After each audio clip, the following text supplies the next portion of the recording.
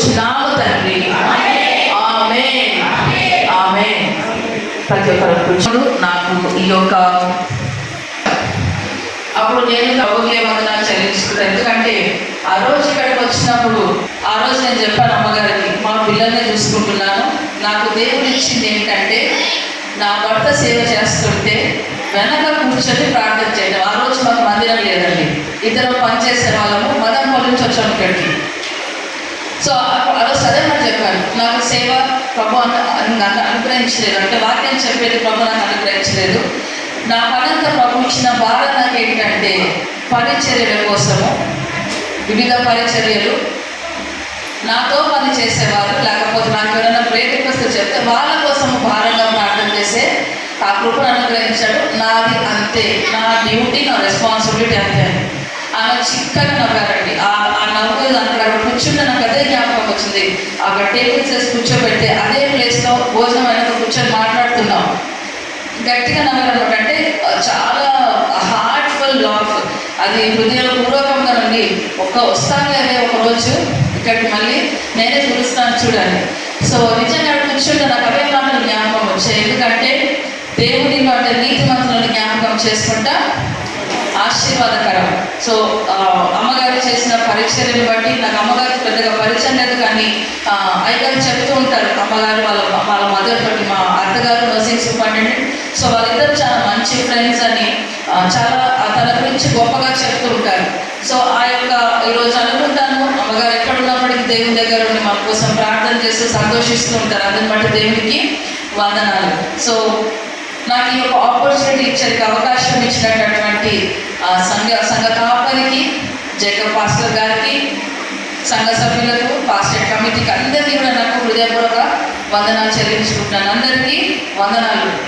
Interact చేస్తూ మాట్లాడడం నాకు చాలా సంతోషకరమే. సో వాక్యంలోకి వెళ్ళక ముందు నేను చెప్పబోయే అంశము చాలా పరిచయం ఉన్నటువంటి వాక్యాంశమే. ఏంటి ఈరోజు వాక్యం థీము? ఈ పొడిగా ఉండే థీమ్ ఏంటి? ఏ వాక్యము? స్త్రీలకు సంబంధించిన వాక్యం ఏంటి? అందరు బ్యాచ్లు పెట్టుకున్నారా? బ్యాచ్లు ఉన్నాయి అందరికీ? ఏముంది మీ బ్యాచ్ కన్నా? ఏ వాక్యంలో చూసారు అసలు? బిబ్బాయి రాసేసుకుని తెలంగాణ పెట్టేస్తున్నారు, చాలా అందంగా చీరకు మ్యాచింగ్ అవుతుందని. ఏముంది వాక్యము?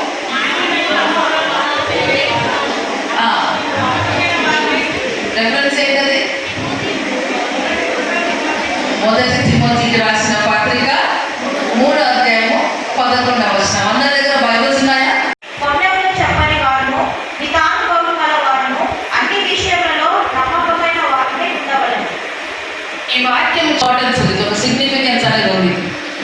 ఈ అధ్యాయానికి 3వ అధ్యాయం మనం గమనిస్తే పైనుంచి కూడా చదువుకుంటూ వస్తే రాయబడ్డది ఏంటంటే, ఎవరి గురించి ఎక్కువ రాయబడిందంటే ఎవరైతే పరిచర్య చేస్తున్నారో, అంటే ఎవరైతే సంఘాన్ని నడిపించే వాళ్ళుగా ఉంటున్నారో వాళ్ళు ఏ రకంగా ఉండాలి, పురుషులైనప్పటికీ స్త్రీలైనప్పటికీ ఏ రకంగా ఉండాలి అనేది రాయబడింది. సో ఈ వాక్యం చెప్పేటప్పటికి ఈ వాక్యం థీమ్ ఇలా ఉందంటే, నా పక్కన కూర్చున్నటువంటి ఒక స్త్రీ అంటే మాట్లాడుతుంటే ఒక సిస్టర్ మాట్లాడుతూ చెప్తున్నారు, ఇదేంటి, ఇది ఇచ్చారేంటి, ఇది పరిచర్య చేసే స్త్రీలకు కదా అన్నారు. ఎవరికంట? అది అక్కడ రాయబడిందా? రాయబడిందా వాక్యంలో? చూడండి చదవండి ఒకసారి. అటువలే ఎటువంటి స్త్రీలకు అంటది? పరిచర్య చేసే స్త్రీలు అంట. పరిచర్య చేయడం అంటే ఏంటి? నేను చెప్పాను, నేను క్వశ్చన్ మీరు ఆన్సర్ చెప్పాలని, మరి అందరూ చెప్పాలి, ఒక్కరు కాదు. పరిచర్య అంటే ఏంటి? ఏదైనా ఒక సేవ చేయడం అంటే అంటే నాకు తిరిగి వచ్చేది కాకుండా, అంటే నాకు దానిలో లాభం వస్తుంది అని లేకుండా, ఏదైతే నా సొంతంగా నా ఇష్టంగా మనస్ఫూర్తిగా విసుక్కోకుండా ఏదైతే చేస్తానో దాన్ని ఏమంటారు? It's nothing but ministry of service అంటారు. ఓకే, సో ఇక్కడ పరిచర్య చేసే స్త్రీలో రాయబడింది. పరిచర్య చేసే స్త్రీలు అంటే కేవలం పాస్టర్లు కాదు, పాస్టర్లు కాదు, స్త్రీలు అంటే అందరూ వస్తారు. ఒక కాలంలో ఉండేవారు, అంటే ఇది ఎప్పుడు కాలం రాయబడింది?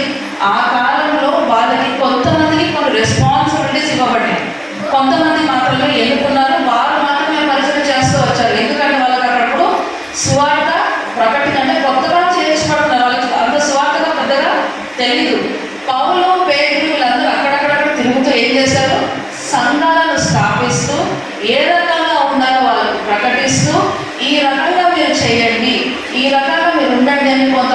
ట్రైనప్ చేసి, అక్కడ ఉండే లోకల్ పీపుల్ని ట్రైనప్ చేసి ఏం చేసేవాళ్ళు, ఇంకొక ప్రదేశానికి వెళ్ళిపోయేవాళ్ళు.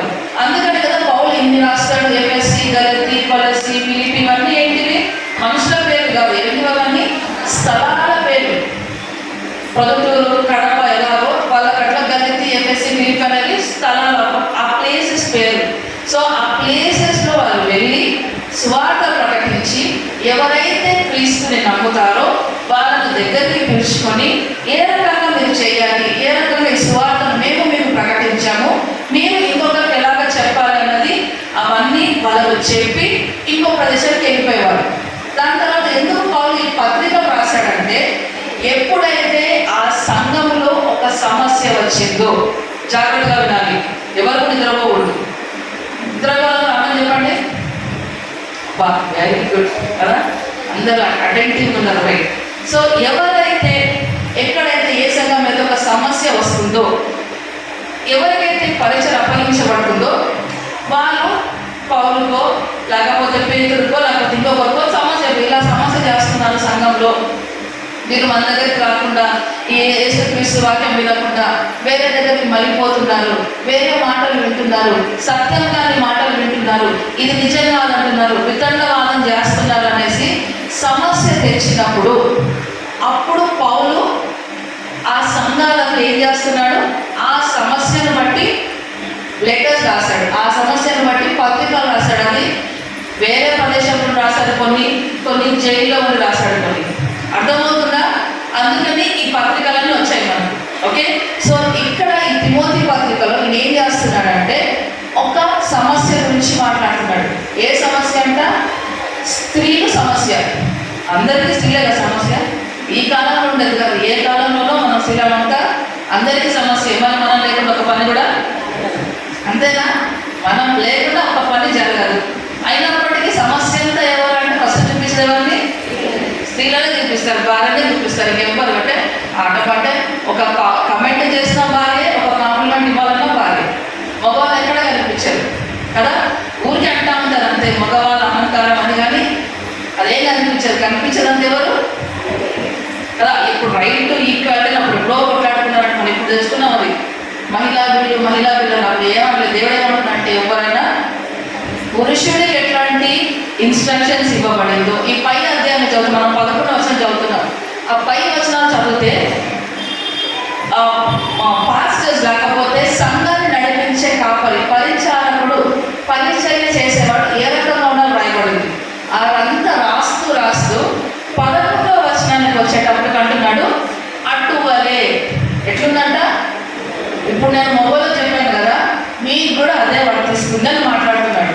సో ఇక్కడ నేను చెప్పేది 3 పాయింట్స్. మనకందరికి మధ్యవర్తి ఉంది కదా, నాకు ఉంది. ఐటో బకెటింగ్స్ అందరికి మధ్యవర్తి ఉందా? అయ్యో లేదంటే మీరు చాలా ఇంటెలిజెంట్ అయితే, కంప్యూటర్స్ అయితే చాలా అదృష్టం ఉంటుంది. నాకు అయితే మధ్యవర్తి ఉంది కాబట్టి నేను కూడా ఎక్కువ చెప్తే మర్చిపోతానేమో అనుకొని 3 పాయింట్స్, ఆ వాక్యంలో 3 పాయింట్స్ మాత్రమే చెప్పి ముగించేస్తాను. ఓకే, సో నాకు మీరు చేయాల్సిన పాపులేషన్ ఏంటి? కొత్తనే చాలా మంది వచ్చింది. మీరు ఇప్పుడు కూడా వచ్చారేమో. ఇక్కడికి 9 గంటల కంటే మేము 9:30కే వచ్చాం కడప నుంచి. మాకు రాత్రి సంపూర్ణ రాత్రి ప్రార్థన ఉండింది. నిన్న రాత్రి సంపూర్ణ రాత్రి ప్రార్థన పూర్తి చేసుకొని పొద్దున్న వండి పెట్టి పిల్లల్ని స్కూల్కి పంపిస్తున్నవే మీకు కూడా వర్తిస్తాయని. దాంట్లో స్పెషల్ కేటగిరీ మనం ఎప్పుడు కూడా విమెన్ ఆర్ స్పెషల్ కేటగిరీ. యేసుక్రీస్తు ప్రభు లేకపోతే యెహోవా దేవుడు బైబిల్లో స్త్రీకి ఇచ్చిన ప్రాముఖ్యత సామాన్యమైనది కాదు. ఓకే, సామాన్యమైనది కాదండి. ఎందుకంటే ఆది కాండము, అందరికీ ఆది కాండం తెలుసు కదా. ఆది కాండంలో ఏం జరిగింది? ఆది కాండం మొదటి అధ్యాయంలో సృష్టి జరిగింది. ఓకే, సృష్టి జరిగింది. దాని తర్వాత ముందుకు వచ్చి అన్ని చేసిన తర్వాత ప్రభు ఏం చేశాడు? ఎవరిని సృష్టించాడు? హవ్వను, ఆదాము, స్త్రీని గాను పురుషుని గాను సృష్టించాడు. అంటే దేవుడు ఇద్దరిని ఈక్వల్ గానే పెట్టాడు. హవ్వను ఆదాము కింద పెట్టలేదు, బానిసగా పెట్టలేదు. ఎలా పెట్టాడు? సాటి అయిన సహకారి లేకపోతే సహాయం. ఓకే, అంటే వీఆర్ ఈక్వల్. మనం ఏం కొట్లాడాల్సిన అవసరం లేదు. భర్త ఎట్టనో భార్య అంతే, నేను కూడా ఈక్వల్, పురుషులకు మేము ఈక్వల్ అని. స్త్రీలు ఎవరైతే సెకండ్ కేటగిరీ అనుకుంటున్నారో దానికి ఏం బెంగ పెట్టుకోవాల్సిన అవసరం లేదు. ప్రభువే మనకు right to equality so. We are all equal ఈక్వల్. మెన్కి మనం ఈక్వల్. ప్రభువే చెప్పాడు, అది మనమేం కొట్టాడాల్సిన అవసరం లేదు దానికి, రైట్? సో ప్రభు ఇచ్చినటువంటి ఆ యొక్క ఈక్వాలిటీ ఏంటంటే పురుషులకి ఒక రెస్పాన్సిబిలిటీ, స్త్రీకి, ఇద్దరిని సమానంగా చేశాడు. రోమిలకు రాసిన పత్రికలో మనకు అదే ఉంటుంది. ఏంటది? క్రీస్తులో స్త్రీ కానీ పురుషుడు కానీ గ్రీస్ దేశస్తుడు కానీ భేదం లేదు, అందరూ సమానులే కదా. అందరూ సమానులే, అందరూ పాపం చేశారు, అందరూ పడిపోయారు, అందరూ దేవుడిచ్చే మహిమను కోల్పోయారు. ఓకే, సో ఇవన్నీ మనకు తెలిసిన వాక్యాలే, అవునా? అందరికి పరిచయం ఉన్న వాక్యాలు. నేనేం కొత్తగా మాట్లాడడం లేదు. నేను మాట్లాడేదంతా మీరు అర్థం చేసుకోవాలి, అప్లై చేసుకోవాలి. ఓకే, సో దీంట్లో మూడు స్త్రీ గురించి మాట్లాడుతున్నాడు. సో దాంట్లో వాక్యాన్ని చదువుకుంటే మొట్టమొదటిగా ఏం చెప్తున్నాడు అక్కడ? అటువలే పరిచర్య చేయు స్త్రీలు మాన్యులై కొండెములు చెప్పని వారును. ఓకే, అదే వాక్యంలో ఉంటాను, ఆ మూడు మాత్రమే చెప్తాను, ఇంకెక్కడికి డీవియేట్ అవ్వను. ఓకే, సో ఇక్కడ మాన్యులై అన్న దగ్గర ఏముంటుందంటే భార్యలుగా ఉంటుంది. మాన్యులైన దగ్గర పైన ఫుట్ నంబర్ 2 ఉంటుంది. ఉందా మీ బైబుల్లో?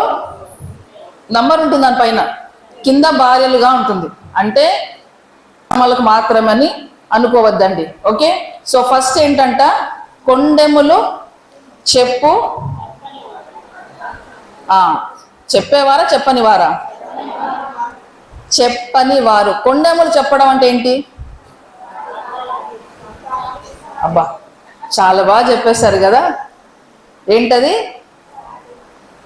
చాడీలు చెప్పేవాళ్ళు అంటే ఒక మనిషిని, ఎదుటి వ్యక్తిని కించపరచి మాట్లాడటము, వారి వ్యక్తిత్వాన్ని బాధపరచటము, ఇది కొండెములు చెప్పడం అంటే.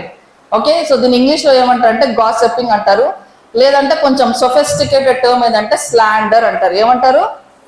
స్లాండర్. నాతో ఉంటే ఇంగ్లీష్ కూడా వస్తుంది మీకు, ఎందుకంటే టీచర్ని కదా, నేర్పిస్తాను. Okay, right. సో అందరికి వాడుక భాష ఏంటది? గాసిప్. ఏమంటారు? Chit chat, gossip. లైక్ వాళ్ళ ఇంట్లో ఇట్లుంది, ఎక్కడికి పోతుంది? మన ఇద్దరి సంభాషణ ఉండదు. నీకెట్లుంది నాకెట్లుండదు, మధ్యలో లేని మూడో వ్యక్తి వస్తారు.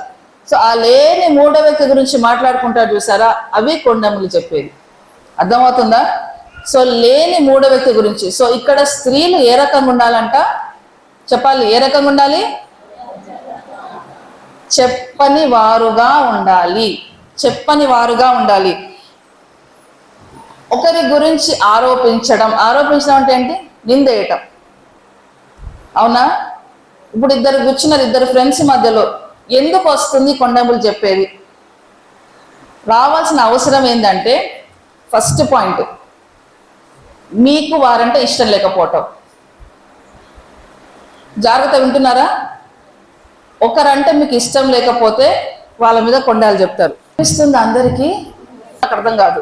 మీరు మాట్లాడితే నేను మాట్లాడదు, లేకపోతే అక్కడే ఆగిపోతాను. అర్థమవుతుందా లేదా అని. కొండలు చెప్పడం అంటే ఏంటి? ఎందుకు వస్తుంది కొండలు చెప్పడము? అంటే మౌనంగా ఉంటే అంగీకారం అవుతుంది, అంటే మనలో ఉన్నట్లు అర్థం అవుతుంది. మరి మీ ఇష్టం, ఆలోచించుకోండి. చెప్పారంటే లేదు అని, అమ్మో మా దగ్గర లేదు అంటే మళ్ళీ పలుకుతారు. పలకడం ఇక్కడ తిమోతికి రాస్తున్నాడు ఈ పౌలు. తిమోతి ఎట్లాంటి వాడు తెలుసా? ఒక చక్కటి యవనస్తుడు. తిమోతికి అప్పగించాడు సంఘాన్ని. ఆ యొక్క సంఘాన్ని తిమోతికి అప్పగించాడు. తిమోతికి చెప్తున్నాడు, తిమోతి సంఘములో ఏ రకంగా ప్రవర్తించాలి, భార్య లేకపోతే పురుషులు స్త్రీలు, భార్యాభర్తల దానికంటే పురుషులు స్త్రీలు అనుకుందాం, ఎందుకంటే ఇక్కడ స్త్రీల గురించి మాట్లాడుతున్నాడు కాబట్టి. సో పురుషులు స్త్రీలు సంఘములో ఏ రకంగా ప్రవర్తించాలి అంటే బయట ఏ రకంగా ప్రవర్తించచ్చు అని కాదు కానీ అర్థం, సంఘములో కొన్ని నియమాలు ఉంటాయి. సంఘములో ఉన్నప్పుడు దేవుని భయము భక్తి కలిగి ఉండాలి. సంఘములో ఉండే స్త్రీలకు మొట్టమొదటి లక్షణము ఏం ఉండకూడదంట? కొండెములు చెప్పే తత్వము ఉండకూడదు. సో నెవర్, ఎప్పుడు కూడా మనకు తెలియకుండా ఇంకొక వ్యక్తి గురించి నెగటివ్ మాట్లాడకూడదు. సాధ్యమైతే ఎంకరేజ్ చేయి, సాధ్యమైతే వాళ్ళని పొగుడు, ప్రోత్సహించు. బాధ పెట్టే హక్కు మనకు దేవుడు ఇవ్వలేదు. పాపము చేసావని ప్రభువే మన మీద నింద ఏ రోజు మోపలేదు. కానీ మనం ఎన్నిసార్లు దేవునికి నింద మోపింటాం? ఏంటో ఈ దేవుడు నా ప్రార్థనకి ఇంకా జవాబు ఇవ్వలేదు కదా, ఎప్పుడు ఇస్తాడో ఏమో, వాళ్ళకు వచ్చింది నాకు రాలేదు, ఆమె చర్చికి రాదు, వాళ్ళ ఇంట్లో పలానుకుంటుంది, నేను ఇంకా చర్చికి వెళ్తున్నాను, ప్రార్థన చేసి ఉపవాసం ఉంటాను, అయినా కానీ నాకు కంపేర్ చేసుకుంటాం. ఇదే కొండెములు చెప్పటం, ఇదే ఈర్ష్య పుట్టించడం. ఈ ఆలోచన మనకు వచ్చిందంటే పక్క వాళ్ళు మీకు ఏ శత్రుత్వం లేకపోయినా వాళ్ళ పట్ల ఈర్ష్య కలుగుతుంది. జాగ్రత్తగా అర్థం చేసుకోవాలి. ఇది ఎందుకంటే తెలియకుండా జరిగే ఒక భయంకరమైన పాపం. ఈరోజు ఒక మనిషి ఇంకో మనిషితో మాట్లాడడం లేదు, పక్కింటి వారితో మనం మాట్లాడకుండా ఉంటున్నాం, బంధువులతో మాట్లాడకుండా ఉంటున్నాం, స్నేహితులతో మాట్లాడకుండా ఉంటున్నాం. ఒకప్పుడు చాలా క్లోజ్గా జరిగేవాళ్ళు. ఏమక్క నీకు బాగాలేదా, నేను వండి పెడతానని వంట చేసిన వాళ్ళు కూడా ఉన్నాం. బంధువులకు కాదండి, పక్కింటి వాళ్ళకు సంబంధం ఉండదు మనకు. అయినప్పటికీ ఒక కుటుంబంగా మెలిగిన రోజులు ఉన్నాయి. ఈరోజు ఆ పరిస్థితి ఉందా? ఈరోజు ఆ పరిస్థితి ఉందా? ఎంత కష్టం ఉన్నా, ఎంత నొప్పి ఉన్నా, ఎంత బాధ ఉన్నా నువ్వు ఒక్కదాన్ని భరిస్తున్నావు, కానీ నీ బాధను షేర్ చేసుకోవడానికి నీ కుటుంబ సభ్యులే ఉన్నారా? నీ రక్త సంబంధులే ఉన్నారా? కారణం ఏంటి? What is the reason? ఏంది కారణం దానికి? నీ మనసులో ఉండేటటువంటి కొండెములు. ఈ కొండెములను కనిపించే మనకి ఎవరికి చెప్పము, ఎవరికి చెప్పకపోవచ్చు, కానీ మనసులో ఉంటుంది. ఏంటది? ఈర్ష. మాకంటే వాళ్ళు బాగున్నారు, లేకపోతే మేము చేశాము కాబట్టి. రైట్? ఒకప్పుడు మా దగ్గర మేలు పొందిన వాళ్ళు ఇప్పుడు మేము కళ్ళకు కనిపించకుండా అనుకోవడం లేదా? మనం ప్రతిరోజు అనుకోవడం లేదా? ఈ ఆలోచన మనకు వస్తే ఇంకో మనిషిని మనము ఇష్టపడలేము. అది చెల్లి అయినా, అక్క అయినా, తమ్ముడైనా, కుమారుడైనా, కుమార్తె అయినా, భర్త అయినా సరే, ఇష్టం అన్నది ఇంకొకరి పట్ల మనకు కలుగదు. ఇష్టం అనేది కలుగదు. రెండు చేతులు కలుస్తేనే కదా చప్పట్లు. ఒక్క చేతి చప్పట్లు కొట్టగలమా? ఒక్క చేతి కొడితే ఏమవుతుంది? అది దెబ్బ అవుతుంది, చప్పట్లు కాదు. ఈ కొండములు ఏం చేస్తుంది తెలుసా? దెబ్బ కొడుతుంది, చప్పట్లు కొట్టదు. కాబట్టి ఒకవేళ మనకి ఈ కొండములు చెప్పే అలవాటు ఉంది, ఇంకొకరికి చెప్పనవసరం లే, మనస్సులో నీకు ఒక ఈర్ష్య భావన, ఒకరి పట్ల నచ్చని ఒక భావన ఉంటే ఏం చేస్తున్నావంట? నువ్వు వాళ్ళ మీద కొండములు ఎవరికి చెప్తున్నావు? దేవునికే చెప్తున్నావు, ఇంకెవరికి చెప్పడం లేదు. ఎందుకు? మనకు చెప్పడానికి మనుషులు లేరు. ఇప్పుడు చెప్తున్నావు దేవునికే. పలానా దగ్గర సుందరి ప్రార్థన చేస్తారు చూసారా, అలా ఉంటుంది మనది కదా. కాబట్టి మొట్టమొదటిగా ఏముండకూడదంట? కొండెములు. ఈ కొండెములు చెప్తే ఏమవుతుందో తెలుసా? కొండెములు చెప్తే ఏమవుతుందో తెలుసా? రైట్. సంఖ్యాకాండము 16వ అధ్యాయం. సంఖ్యాకాండము 16వ అధ్యాయం. అది మొత్తం ఒకసారి తీయండి, చాప్టర్ తీయండి. నేను కొన్ని వచనాలు చెప్తాను.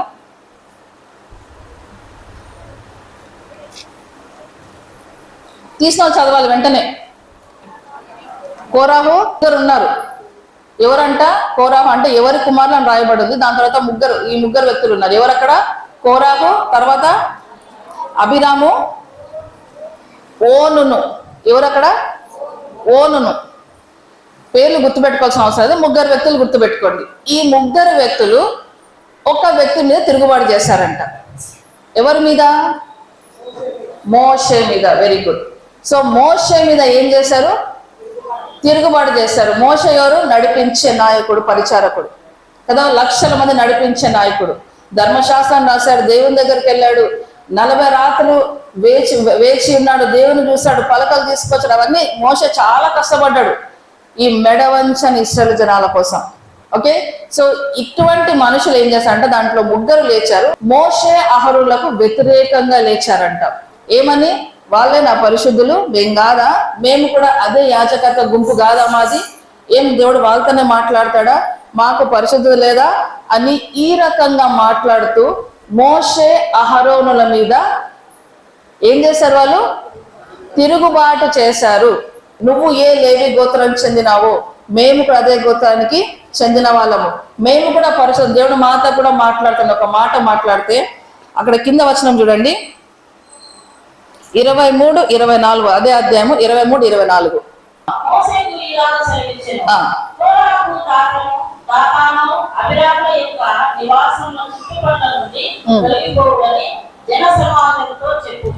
తొలగిపోవడని జన సమూహంతో చెప్పుము. దాని తర్వాత కింద చదవండి అమ్మా, వెంట వెంటనే చదవాలి.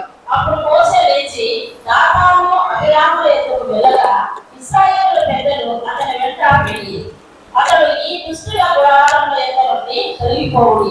మీరు వారి పాపములన్నిటిలో వారి నశింపమై ఉన్నట్లు వారికి కలిగినదేది ముట్టకుడి అని యెహోవాను దాతాను అభిరాముల నివాసులు ఎత్తబడి ఇటు అటు లేచిపోగా దాతాను అభిరాములను నా అంతట నేనే వాటిని చేయలేదని దీనివల్ల మీరు తెలుసుకుంటున్నారా? వారి ప్రాణములతో పాతాళంలో కూలినట్లు భూమి తన నోరు తెరచి వారికి కలిగిన సమస్తమును వేసిన ఎడల వారు యెహోవాను అలక్ష్యం చేసిరని మీకు తెలియనని. చదువు కదా ఏందో ఓనును సీనును మనకెందుకు అవన్నీ. ముగ్గురు మనుషులు వ్యతిరేకంగా లేశారు. ఇప్పుడు దేవుడు ఏమంటున్నాడు అక్కడ? మోషే రియాక్ట్ కాలేదు. నా వెనక లేస్తావా, నా పైన మాట్లాడతావా అని మోషే అహరోనులు వాళ్ళతో మాట్లాడలేదు. కానీ ఎవరు ఇన్వాల్వ్ అయ్యారు? డైరెక్ట్ దేవుడే వస్తున్నాడు సీన్లోకి. ఏం చేస్తున్నాడు? మీరందరూ పక్కకు జరిగిపోండి, వారిని వదిలిపెట్టండి. వారి పక్షంగా ఎవరు ఉంటారు వాళ్ళందరూ కూడా నాశనం అయిపోతారు. ఇప్పుడు లేచింది, వ్యతిరేకంగా లేచింది ముగ్గురు మనుషులు మాత్రమే కదా. కానీ నశించిపోయింది ఎవరు? వాళ్ళ కుటుంబికి పసి పిల్లలతో సహా సమస్తం అంటే వాళ్ళకు ఉండే ఆస్తి ఏముందో ఇంకా అంతా కూడా భూమి నోరు తెరిచిందంట. ఎంత భయంకరం కదండి. ఆలోచించారు ఒకసారి ఎలా ఉంటుందో అది. భూమి ఊరికే అట్లా ఊగితేనే భూకంపం పరిగెట్టిపోయి ఒక్క ఊపుకే 1000 మంది చనిపోతారే. భూమి నోరు తెరిచిందంటే ఎట్లుంటుంది? భూమికి నోరు ఉంటుందా? నోరు తెరిచిందంటే ఒక్కసారి మీ ఊహాశక్తికి పదును పెట్టండి, ఎలా ఉంటుంది అసలు. అది ఎంత భయంకరంగా ఉంటుంది. నోరు తెరిస్తంట వాళ్ళకు కలిగిన సమస్తము కూడా నశించిపోయింది. ఎవరు చేశారు ఈ పని? మోషే కాదు. ఎవరు చేశారు ఈ పని? అహరోను కాదు. ఎవరు చేశారు? అందుకని ఏ రోజు కూడా ఏ ఒక్కరికి వ్యతిరేకంగా మనము లేయకూడదు. ఏ ఒక్కరికి వ్యతిరేకంగా మాట్లాడకూడదు. నీకు తెలిసినా తెలియకపోయినా వ్యతిరేకమైన మాట నీ నోట్లో నుంచి రాకూడదు. దిస్ ఈస్ అలా అంటే అలా జరగాలి అంతే. ఇది హెల్మెట్ పెట్టుకొని వెళ్ళాలి. వెళ్ళకపోతే ఏమవుతుంది? ఏదైనా చిన్న గాయము తలకు జరిగితే గాయం ఎప్పటికీ గాయమే, అంతేనా?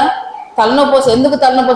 అప్పుడు కింద పడి అంతకుముందు లేదు, తర్వాత బాగుంటాం మనుషులం, కానీ తలకు ఒక దెబ్బ తగులుతో చూసారా, అది ఎప్పటికీ కూడా ఉంటూనే ఉంటుంది. కాబట్టి ఒక ఇన్స్ట్రక్షన్ ఇచ్చినప్పుడు ఒకటి ఇలా జరగకూడదు, ఇలా జరగాలి అని తెలిసినప్పుడు ఏం చేయాలి? అది అలాగే చెయ్యాలి. అది అలాగే చేయాలి. అందుకే దేవుడు ఏమి ఇచ్చాడు? ఆజ్ఞలు ఇచ్చాడు. ఏం ఆజ్ఞలు ఇచ్చాడు? 10 ఆజ్ఞలు ఇచ్చాడు. దాని 10 చాలా కష్టమైపోయింది చేయడం. 10 నా వల్ల కాదు ప్రభు అంటే ఏం చేశాడు దేవుడు? కృపగల దేవుడు, కనికర పూర్ణుడు ఏం చేశాడు? కలగలిపి 2 ఇచ్చాడు. ఏంటది? అబ్బా, పొరుగువాడు జ్ఞాపకం ఉంటాడు, దేవుడు జ్ఞాపకం ఉన్నాడు. దానికంటే ముందు పూర్ణ మనసు, పూర్ణ ఆత్మ, పూర్ణ బలముతో యెహోవాను సేవించాలి. దాని తర్వాత పొరుగువాడు. నీకు బలం లేదు, పక్కన వాళ్ళకి ఏం చేస్తావు నువ్వు? అదే మనం చేసే పొరపాటు. మనకు బలం తెచ్చుకోము. పక్కన వాళ్ళు నువ్వు చర్చికి రా, నువ్వు ప్రార్థన చేసుకో, నువ్వు ఉపవాసం ఉండు. అమ్మ నువ్వు ఉంటున్నావు అంటే నాకు షుగర్ అండి, గ్యాస్ట్రైటిస్ అండి, నేను ఎక్కువసేపు కూర్చోలేనండి, కళ్ళు తిరుగుతాయండి. ఆమె చెప్పావే, మరి నీకు బలం ఎక్కడిది? ఆమెకు బలం పోస్తాను, మళ్ళీ నువ్వు బలం తెచ్చుకోవాలి కదా. అదే కొండములు చెప్పడం అంటే. మనం చెయ్యము, పక్కన వాళ్ళని చేయమని చెప్తుంటాం. ఇది మన అందరిలో ఉందా? నాలో కూడా ఉందండి నిజంగా. కొన్నిసార్లు చెప్తూ ఉంటాం కానీ చేయలేకపోతుంటాం మానవులం. కానీ అదే రిపీట్ కాకూడదు. ఒక్కసారి ప్రభు క్షమిస్తాడు, 2 సార్లు 3సారి ఏమంటాడు ప్రభు కూడా? మౌనం అయిపోతాడు. ఇస్రాయల్ ఒక్కసారి రక్షించాడు, 2 సార్లు ఒక్కసారి వదిలేశాడు, అంతే. ఇంకా ఏం చేశారు వాళ్ళు? 460 సంవత్సరాలు ఏం చేశారు? కఠిన బానిసత్వంలో ఉండిపోయారు. God was silent for 420 years. అసలు ఇస్రాయల్ వదిలేసి 420 సంవత్సరాలు వదిలేశాడు, వాళ్ళని పట్టించుకోలే. అక్కడి నుంచి యాకోబుని తీసుకొచ్చి ఆశీర్వదించి అన్ని ఇచ్చి రాజుగా చేసి యోసేపు దగ్గర పెడితే రాజభోగం అనుభవిస్తూ ఏవి చేయకూడదో ఏవి చెయ్యాలో దేవుడు చెప్పిన అవన్నీ మర్చిపోయి దేవునికి వ్యతిరేకంగా మాట్లాడితే దేవుడు సైలెంట్ అయిపోయాడు. మీ ఇష్టం వచ్చినట్టు చేసుకోండి, నాకు సంబంధమే లేదని గమ్మనైపోయాడు. ఇప్పుడు మన పరిస్థితి అలాగే ఉంటుంది. చెప్తూ ఉంటాడు, పక్కన వాళ్ళ గురించి తప్పుగా మాట్లాడకూడదు, కదా, ప్రార్థన చేసుకోవాలి, మందిరానికి వెళ్ళాలి, ఇవన్నీ మనకు తెలుసు. కానీ ఇవన్నీ మనం చెయ్యం. వింటున్నారు అందరూ? వినే వాళ్ళందరూ హల్లెలూయా చెప్పండి. ఇప్పుడు చాలా మంది జాయిన్ అయినారు కదా, నేను చెప్పినప్పుడు ఇంతమంది లేరు, కొన్ని జాయిన్ అయినారు. కాబట్టి నా ఇన్స్ట్రక్షన్ మరొకసారి చెప్తాను. ఒకటి ఏంటంటే, మెసేజ్ జరిగేటప్పుడు ఎవ్వరు అటు ఇటు తిరగవద్దండి. నాకు నిజంగా పిల్లలను ఆలోచి స్త్రీల గురించి మాట్లాడేది ఫస్ట్ పాయింట్, కొండెములు చెప్పాలి, చెప్పని వారు. ఓకే, సో కొండెములు మనకు చెప్పడానికి రెండో వ్యక్తి దొరకడానికి ఎక్కువ. కాబట్టి ఆ కొండెములు ఎక్కడ ఉంటున్నాయి? మన మనస్సులోనే ఉంటున్నాయి. మనుషుల ఆలోచనలు మనుషునికే తెలుసు, ఇంకెవరికి తెలియదు. దేవునికి తెలుసు, నీకు తెలుసు, అంతే. నా మనసులో ఏమో నాకు తెలుసు, మీకు తెలియదు. కాబట్టి మన జీవితంలో ఏమున్నాయి? కష్టాలు ఉన్నాయి, నష్టాలు ఉన్నాయి, అనారోగ్యాలు ఉన్నాయి, ఆర్థిక సమస్యలు ఉన్నాయి. ఇవన్నీ ఎందుకున్నాయి? ఈ కొండెములు చెప్పేది నీలో ఉంది. కాబట్టి అందుకే ఇక్కడ అంటున్నాడు, తిమోతికి రాస్తున్నాడు ఏమని? సంఘములో ఒక సమస్య స్త్రీలతో ఉందా? స్త్రీలకు చెప్పు. ఏమని చెప్పాలి? ఖండితముగా చెప్పాలి. ఇది ఏమని? కొండెములు చెప్పని వారుగా ఉండాలి. సో ఫస్ట్ పాయింట్ అది. రెండో పాయింట్ మనం చూసినట్లయితే, రెండో పాయింట్ ఏంటది? మితానుభవము గలవారు. దీనికి నేను చాలా కష్టపడ్డానండి.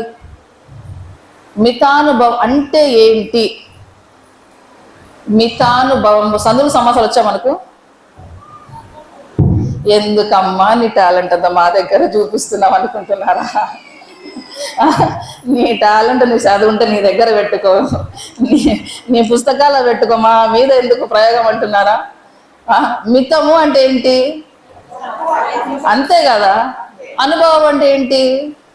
ఎక్స్పీరియన్స్. అందరికీ ఉండేది ఇది, ఎవరికైనా కొంచెం ఎక్స్పీరియన్స్. కానీ మితానుభవం అంటే కొంచెం ఎక్స్పీరియన్స్ అని కాదు ఇక్కడ. అదే వచ్చిన చిక్కంతా. మితానుభవం అంటే ఇంగ్లీష్లో చూస్తే ఏమనుందంటే సోబర్ అని ఉంది. సోబర్, సోమరి కాదు, సోబర్ అంటే దానికి అర్థం ఏంటంటే మత్తు లేకుండా. ఏమి లేకుండా? ఇప్పుడు అందరం అదే మత్తులో ఉన్నాం. ఏం మత్తు అది? నిద్ర మత్తు. బాహుబలి ఒప్పుకున్నారండి, సూపర్. అదే మత్తులో ఉన్నాం. కాబట్టి ఇక్కడ మద్యపానము యొక్క మత్తు, నిర్లక్ష్యము యొక్క మత్తు, ఇంకా ఏంటంటే అవి లేకుండా ఉండడము. ఇంకొకటి సెల్ఫ్ కంట్రోల్, అంటే నన్ను నేను కంట్రోల్, లేకపోతే నా వశంలో నన్ను పెట్టుకోవటం. అర్థమవుతుందా? ఇది అర్థం కావాలంటే చెప్తాను. కొట్లాడామనుకోండి, ఫస్ట్ ఏమని కొట్లాడతాం మనం? స్టార్టింగ్ ఎట్లుంటే ఎవరితో ఆర్గ్యుమెంట్. ఏం మేడం మీరు కొట్లాడుకుంటారంటే నేను ఆర్గ్యూ చేస్తాను. ఎవరితో ఆర్గ్యుమెంట్ ఉంటుంది? ఫస్ట్ స్టార్ట్ అయ్యేది మన వార్ ఎవరితోటి? భర్త అని చెప్పొద్దండి, మళ్ళీ ఏముండదు మనకు. నేనైతే మా పిల్లలతోనే వార్ చేస్తాను. పిల్లల దగ్గర మొదలవుతుంది, భర్త దగ్గర అది వేరే కేటగిరీ, దీంట్లో రాదులేండి. ఎక్కడ ఉంటుందంటే కోపము మనము కట్టలు తెంచుకున్నప్పుడు ఎవరు బలవుతారు? నీ భర్త కోపం కూడా డమాలని వెళ్ళిపోతుంది. అవునా? అక్కడ తిరిగి కొట్టలేం కదా, తిరిగి మాట అనలేం. కాబట్టి ఏం చేస్తాము అంటే ఏంటది? కోపం తెప్పిస్తున్నావు ఎందుకురా, పండ్లు కొరుకుతాము కదా, దాని కంట్రోల్ కాలే. చెప్పిన వాటి వెళ్ళాలంటే ఏటి పట్టి కొట్టుతాడు అంతే. వాడు మళ్ళీ ఏడుస్తే వాడిని మళ్ళీ కలిగి పక్కన పడితే మళ్ళీ వాడిని బుజ్జగించే బాధ్యత మనదే. రారా నాయనా పోనీ ఇలాంటి చేయకూడదు కదా, తినిపించి తాగిపించి. అంటే ఏంటి? ఆ దెబ్బ పడకుండా మనం చేసుకోగలం, కానీ ఏమైపోతుంది ఒక్కొక్కసారి అది వశము తప్పిపోతుంది కదా. ఆ వశము లేకుండా వెళ్ళిపోవటము, అది ఇక్కడ సోబర్ అంటే మితానుభవం అని తెలుగు రాయబడింది. దీనికి నాకు అర్థం కాలేదండి. అనుభవం అంటే కొంచెం ఎక్స్పీరియన్స్, కానీ ఏంటి దీనికి దానికి సంబంధం అనేసి అన్ని కొంచెం రీసెర్చ్ చేసి ఆ పక్క ఈ పక్క అని తిప్పితే నాకు దొరికినటువంటి మీనింగ్ఫుల్ పాటలు ఏంటంటే సెల్ఫ్ కంట్రోల్ ఒకటి. ఫస్ట్ అంటే నన్ను, నా కోపాన్ని, నా భావోద్వేగాలను, అంటే నా బాధ, నా ఆవేశము, నా కోపము, నాది ఏదైనప్పుడు, నా ఇష్టము, నా కష్టం అన్ని నా వశంలో నన్ను నేను కంట్రోల్ చేసుకోవటం ఒకటి. రెండవది, ఇవన్నీ కూడా మర్చిపోవటానికి ఒకప్పుడు ఏం చేసేవాళ్ళు? మగవాళ్ళైతే త్రాగుడుకు బానిస అయ్యేవాళ్ళు, అలవాట్లకు బానిస అయ్యేవాళ్ళు. ఇందాకే మనం చెప్పుకున్నాం కదా, క్రీస్తులో స్త్రీ పురుష భేదము లేదు. మనమంతా రైట్ టు ఈక్వాలిటీని కొట్లాడి పురుషులకు కూడా మేము కూడా మాకు సమాన హక్కు ఉంది, వాళ్ళు ఎంత పని చేస్తారు అంత పని, వాళ్ళు ఏం చేస్తే మనం చేస్తాం అన్నట్టు తిరుగుకున్నారు. ఇప్పుడు చూడడం లేదా మనం? ఒకప్పుడు పురుషునికి ఉండేవంటి ఎక్స్ట్రా మ్యారిటల్ అఫైర్స్ అంటే అక్రమ సంబంధాలు, ఇప్పుడు స్త్రీలకు లేవా? చెప్పుకోవడానికి సిగ్గు అనిపిస్తుంది కానీ నిజంగా జరగడం లేదా మన చుట్టూ? మన చుట్టూ ఎక్కడో ఒకప్పుడు అమ్మో డేటింగ్ చేస్తున్నారు, అమెరికాలో ఉన్నారంటే అబ్బాయి చెడిపోయిన వాళ్ళ భావన. మనం చాలా సంసారాలము పరిశుద్ధులము, ఇండియాలో ఉండేవాళ్ళు, భారతదేశంలో ఉండేవాళ్ళు పద్ధతులు నిజంగా మనం అందరినీ పోల్చుకుంటే, వేరే దేశాలను పోల్చుకుంటే మనకుండే పద్ధతులు సంస్కారము చాలా గొప్పది. కానీ ఒకప్పుడు అమెరికా అంటే ఏమనుకున్నారు? పొట్టి పొట్టి బట్టలు వేసుకుంటారండి, ఏంటో వాళ్ళన్నీ నిక్కర్లు చెడ్డీలు వేసుకుని తిరుగుతూ అంటారు, సిగ్గుండదు ఏముండదు వాళ్ళకు. ఈరోజు మన పిల్లలు వేసుకుని తిరగడం లేదా? ఒకప్పుడు వాళ్ళు వేసుకుండేది తప్పు అయిపోయింది, ఈరోజు మన పిల్లలు వేసుకుంటుంది స్టైల్ అయిపోయింది. చిరిగిన ప్యాంట్లు కదా, చిరిగిన డ్రెస్సులు, ఎంత చిరిగితే అంత రేట్ ఎక్కువ. ఒకసారి ఫేస్బుక్లో ఒక పోస్ట్ చూశానండి, ఏంటంటే అడుక్కుండేవాడు అలా వెళ్తున్నాడంట, ఒక షాప్ దగ్గర నిలబడి నేను ఎంత గొప్పని అనుకున్నాడంట. అర్థం కాలేదు నాకంటే వారి కింద ఏం వర్డ్స్ లేవు, మీన్స్ అంటారు కదా, అంటే ఊరికి ఒక బొమ్మ పెడతారు, దాన్ని మనం ఆలోచించి అర్థం చేసుకోవాలి అంతే. అంటే ఎవరి ఆలోచన శక్తి గది. ఒకటి ఆలోచిస్తున్నాడు అనమాట, నేను ఎంత గొప్పని అని. అంటే వాని బట్టలన్నీ చిరిగిపోయిండాయి, మాసిపోయిన గుడ్డలు, వాడు మొహం మాసిపోయింది, స్నానం చేసి 2 రోజులు అవుతుందేమో, కంపు కొడుతున్నాడేమో, చెత్తగా కనిపిస్తున్నాడు. కానీ ఆ అద్దం చూసేటప్పటికి ఇలా టీవీగా నిలబడ్డాడు అనమాట. అంటే వాని ఆలోచన ఇట్లా గీసారు, ఇట్లా బొమ్మ గీశారు, అలా బొమ్మ అంటే ఒక మబ్బు బొమ్మ గీసి వాడు కళ్ళజోడు పెట్టుకున్నట్టు, అంటే రిచ్ ఫెలోగా కనిపిస్తున్నట్టు అలా ఊహిస్తున్నాడని. ఎందుకు ఇలా ఊహిస్తున్నాడని చూస్తే వీడు ఏ గుడ్డలు వేసుకున్నాడో అవే గుడ్డలు షాప్లో కనిపించాయి.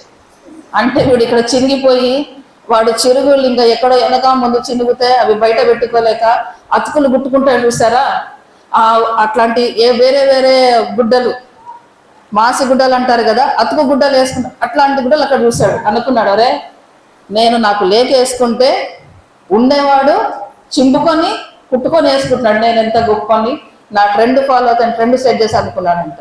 అలా ఉంది మన పరిస్థితి ఇక్కడ. అంటే మితానుభావం అంటే ఏంటంటే మన వశంలో మనం ఉండటం, ఇతరుల గురించి లేకపోతే ఇతరుల దగ్గర ఏం మాట్లాడుతున్నాము, ఎలా మాట్లాడుతున్నాము, దేని గురించి మాట్లాడుతున్నాము, ఏ విషయం డిస్కస్ చేస్తున్నామో చాలా ఇంపార్టెంట్. అందుకే కదా తీతుకు రాసిన పత్రిక 2వ అధ్యాయం 2వ వచనం చూడండి. తీతు 2:2 మీరు ఫాస్ట్గా ఉండాలి.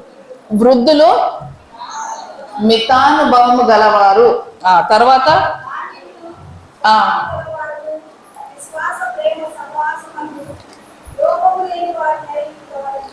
అన్ని అంటే మీరు ఇంక్లూడ్ చేసుకోండి, ఇంకా మీ వశంలో ఏమున్నాయో మీరు ఇంక్లూడ్ చేసుకోండి.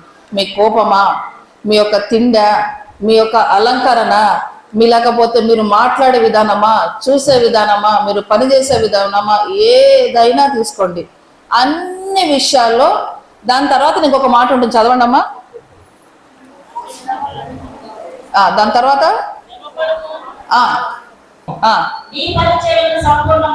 అది ఏం చేయాలంటే సంపూర్ణంగా పరిచర్యకు మితము లేకుండా చేయి, కానీ వేరే విషయాలన్నిటిలో మితముగా ఉండు. నీకు ఇచ్చినది, నీకు ఇచ్చిన పని, నీ పరిచారము, నీ పరిచయం సంపూర్తిగా చేయి, కానీ అన్ని విషయాల్లో మితముగా ఉండు. దేనికోసం శ్రమ పడాలి నువ్వు? నీ కోసం కాదు, నీ కుటుంబం కోసం కాదు, శ్రమపడు, కానీ మితము. ఇది స్త్రీలలో చాలా చాలా లోపిస్తుందండి. ఇది మీకు అర్థం కావాలంటే చెప్తాను, నేనే దీనికి ఎగ్జాంపుల్. ఏంటంటారా, మనం అందరము ఏ రకంగా ఊహించుకుంటామంటే మనల్ని మనము ఒక సూపర్ ఉమెన్గా ఊహించుకుంటాం. విన్నారా మీరు ఎప్పుడైనా మీ పిల్లలు కార్టూన్ చూస్తా అంటే కదా, స్పైడర్ మ్యాన్ అని, సూపర్ మ్యాన్ అని విన్నారా? అంటే రక్షిస్తాడు, మళ్ళీ ఇంకో దగ్గర శబ్దం వస్తుంది, మళ్ళీ ఎగురుతాడు, మళ్ళీ ఇంకో దగ్గర. అంటే ఏం చేస్తున్నాడు ఈ సూపర్ మ్యాన్? ఒక్కడే అందరినీ మెయింటైన్ చేయాలని ఆలోచిస్తాడు. లోకం అంతా బ్రతుకుతుందంటే ఈ యొక్క సూపర్ మ్యాన్ తోటి బ్రతుకుతుంది. చేయమా మనము? అవునా కదా? మరి మీరంతా ఎందుకు అట్లా అంటే మీరు ఏం చేయరు, నేను ఒక్కదాన్ని చేసినట్టు ఫీల్ అవుతున్నా ఇక్కడ. మరి చేయడం లేదా మీరు ఇంట్లో? ఉప్మా చేస్తే అబ్బా వీడు ఉప్మా తిండండి, పలానోడు ఉప్మా తింటాడు, ఇంకొకడు ఉప్మా ఒకరికి ఇష్టం ఉంటుంది, ఒకరికి కష్టంగా ఉంటుంది. మాక్సిమం ఉప్మా ఎవరికి ఇష్టం ఉండదు, అయినా కానీ మనం చేస్తాం కదా. చిత్రం అది అసలుకి. ప్రతిమనుకుంటాను అయ్యో ఏం తినకపోతే పిల్లలకి ఆకలేస్తుందేమో అనేది చేసి పెడతాం. అది చేసినాక నాకు లాభం వచ్చిందా? ఏది చూసినా తినాలనిపిస్తుంది. నిజంగా నేను చిన్నప్పుడు ఎప్పుడు ఉప్మా తినదాన్ని కదండి మా ఇంట్లో. మా అమ్మ తక్కువ అసలు నేను ఉప్మా సంగటి కౌంట్లో నుంచి నేను కట్ ఆఫ్ అన్నమాట. నన్ను మా అమ్మ కౌంట్ చేసుకోవద్దు దాంట్లో, నా కోసం అని వేయదు. కానీ ఒక స్టేజ్ వచ్చింది నా జీవితంలో, అది చూస్తే కూడా టేస్టీగా అనిపించింది. ఎందుకో తినాలి, ఏదో తినాలి అంతే, తినాలి ఆ టైంకి తినాలి. చాలా మంది దగ్గర విన్నాను, ఏంటో సిస్టర్ అసలు నాకు స్వీట్లు అంటే ఇష్టం లేదు, అయినా ఏంటో అది చూస్తే తినాలనిపిస్తుంది. అంటే ఇది ప్రతి స్త్రీకి వారి వయస్సును బట్టి, వారిలో ఉండే హార్మోన్స్ని బట్టి వచ్చే క్రేవింగ్. అందుకే పెళ్లికి ముందు సన్నగా ఉంటారు, పెళ్లి తర్వాత లావ్ అయిపోతారు. ఎందుకు? మన బాడీ మన కంట్రోల్లో ఉండదు, చాలా హార్మోన్స్ రిలీజ్ అవుతూ ఉంటాయి, చాలా చేంజెస్ వస్తూ ఉంటాయి కదా. అప్పుడు వచ్చినప్పుడు ఏం చేస్తాం ఖచ్చితంగా. అందుకని పెళ్లికి ముందు సన్నగా ఉంటారండి, పెళ్ళి అయ్యాక అది ఎవరి తప్పు కాదు, అది మన కంట్రోల్లో కూడా ఉండదు, జరిగిపోతుంది, ప్రకృతి దేవుడు పెట్టింది అంతే. అందుకే దేవుడు అంటున్నాడు, పెట్టాను అనుకో ఇష్టం వచ్చినట్టు తింటావా నువ్వేమన్నా. అవ్వకు అదే మాట అన్నాడు, నువ్వు ఏమైనా తిను తల్లి, దాని జోలు పోవద్దు అంటే ఏం చేసిందవ్వా? అదే అంటే అవ్వ కూడా క్రేవింగ్ అనిపించింది. అది వచ్చేటప్పుడు చూసి అబ్బా కంటికంట రమ్యంగా కనిపించింది అంట, అది ఇంకా ఎట్లుందంట పండు, ఆ కంటికి రుచి తెలిసింది, కంటికి 3 రోజెస్ అదేమన్నా తినేసింది, అయిపోయింది. ఏమైపోయింది? ఒక్కసారి నేను ఎప్పుడు అనుకుంటున్నాను, అవ్వ ఆ పండు తినకుండా ఉంటే మనం అసలు ఉండేవాళ్ళమా, ఉంటే ఎలా ఉండేవాళ్ళము కదా. ఇన్ని డిజైనర్ చీరలు ఉండేవా కదా, ఒక్కొక్క రకంగా అలా చీరలు కట్టుకునే వాళ్ళమా, ఇంత కలర్ఫుల్గా ఉండేవాళ్ళమా. అవ్వ తిని మంచి పని చేసింది, కానీ దేవుని దూరం చేసింది కదా. లేకపోతే అవ్వలాగా తిరిగే వాళ్ళమేమో.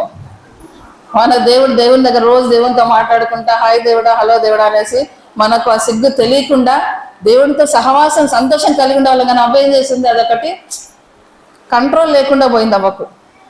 ఎవరి కంట్రోల్ లేకుండా పోయింది? భర్త కంట్రోల్లో లేదు పాపం, ఆమె ఒక్కటి పక్కకు జరిగింది పాపము. అందుకే పౌలు అన్నాడు అక్కడ, మితముగా అన్ని విషయాల్లో మితముగా ఉండడం అంటే you should be in your control. నిన్ను ఇంకొకరు కంట్రోల్ చేయటం కాదు. యోగా క్లాసులు జాయిన్ అయ్యి, జిమ్ క్లాసులకు జాయిన్ అయ్యి, వాళ్ళు గడ్డి తినమంటే గడ్డి తిను, ఏమంటది కీరకాయ తినమంటే కీరకాయ తిను, క్యారెట్ తినమంటే, వాళ్ళ కంట్రోల్లో కాదు ఉండాల్సింది. మనము మన కంట్రోల్లో ఉండాలి ఎక్కడైనా. కానీ ప్రతిదీ యువర్ ఫీలింగ్స్, యువర్ ఫుడ్, మీ యొక్క భావోద్రేకాలు, మీ యొక్క తిండి, మీ వశములో మీరు ఉండాలి. అర్థమవుతుందా? ఇది చక్కగా అర్థం కావాలంటే మీకు ఇలా చెప్తే మీకు అర్థం కాకపోవచ్చు. ఒకటి ఎగ్జాంపుల్ చెప్తా. అందరికీ బైబిల్ తెలుసా? అందరికీ అన్ని బైబిల్ తెలుసా? అందరికీ తెలుసా? నిజంగా మోటువాడు అనే వ్యక్తి ఎవరు బైబిల్లో? నాబాలు. వెరీ గుడ్, మా వాళ్ళు చెప్తున్నారు, మీకు పాయింట్ కట్. వీళ్ళని అడిగితే మీకు వస్తుంది, మీరు ఆన్సర్ చెప్పారు. మోటువాడు అంటే ఆయన భార్య పేరు అబిగేలు. అబిగేలు ఎట్లాంటి స్త్రీ అంట? తీయండి సమూయేలు గ్రంథము, సమూయేలు మొదటి గ్రంథం 25వ అధ్యాయము. చదవడం లేదు అంటున్నారంటే ఇంకా మనం రోజు దీని మీద ఎక్సర్సైజ్ చేయడం లేదు, అర్థం అయిపోయింది. ఏంటి చెప్పండి? మొదటి సమూయేలు 20వ అధ్యాయము.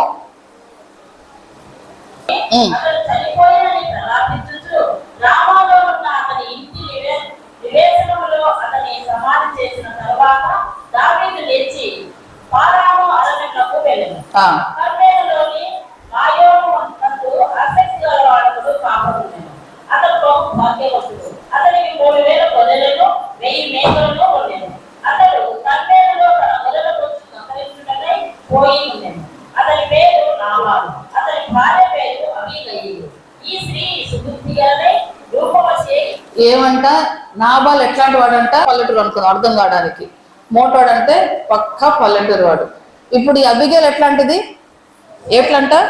సుబుద్ధి గలదై రూపవతి అయి ఉండను. అంటే ఈమె ఒక టౌన్ లేకపోతే ఒక సిటీ గర్ల్ అనుకుందాం.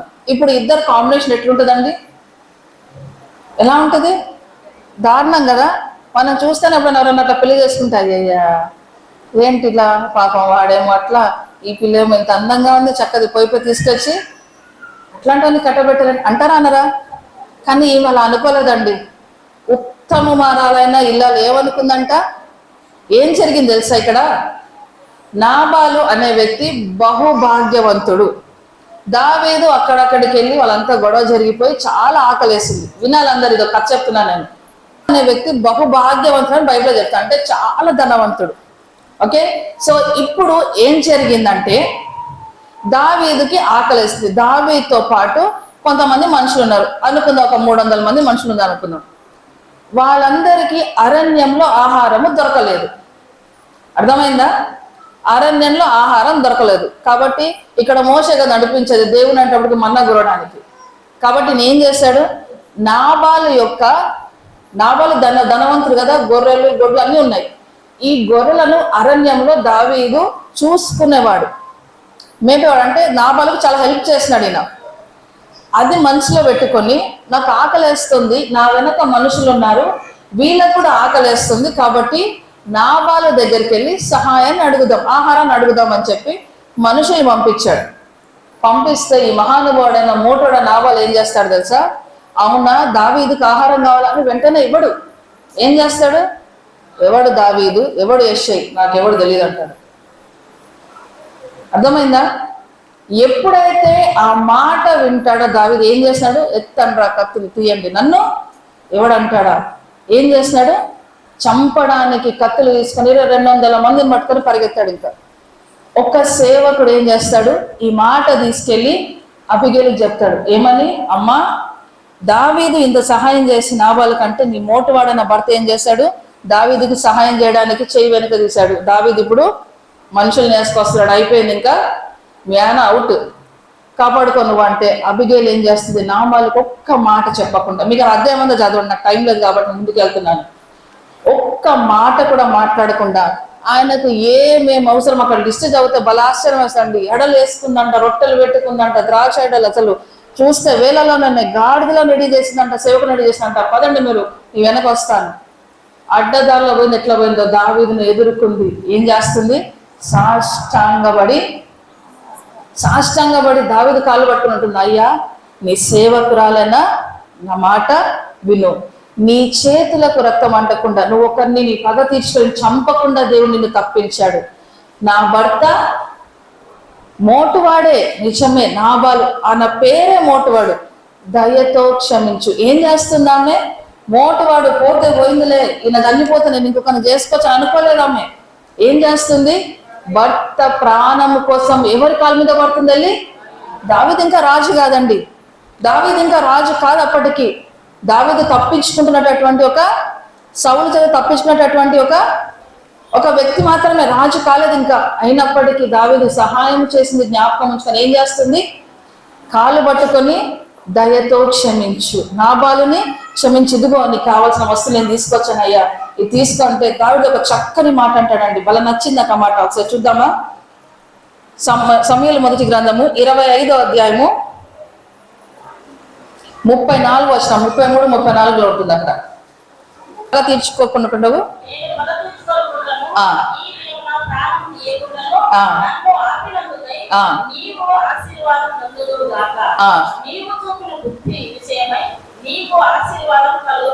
ఏం చేసిందంటే ఈమె నీవు చూపిన బుద్ధి విషయమై ఏం చేస్తుంది ఈమె?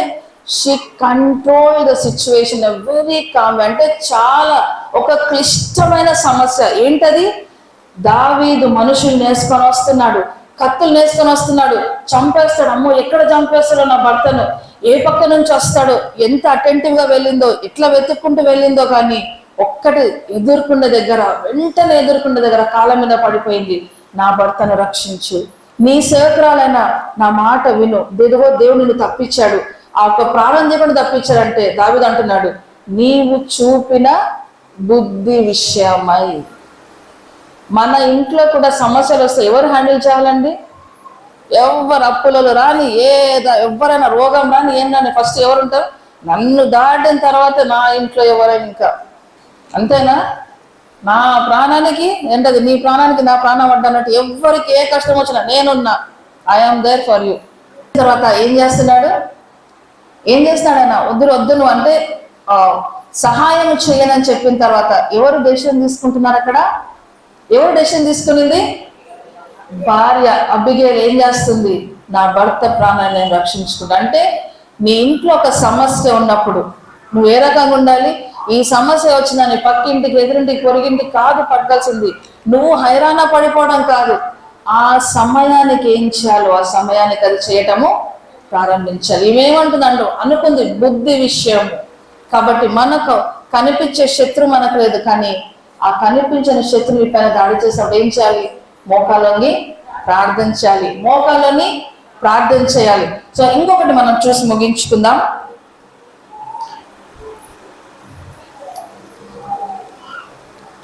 ఒక చిన్న సంఘటన చెప్పి నేను ముందుకు వెళ్తాను. మేమిద్దరం మిట్స్ కాలేజ్లో పనిచేసాం, ఇంజనీరింగ్ కాలేజ్లో పనిచేసే వాళ్ళం అండి.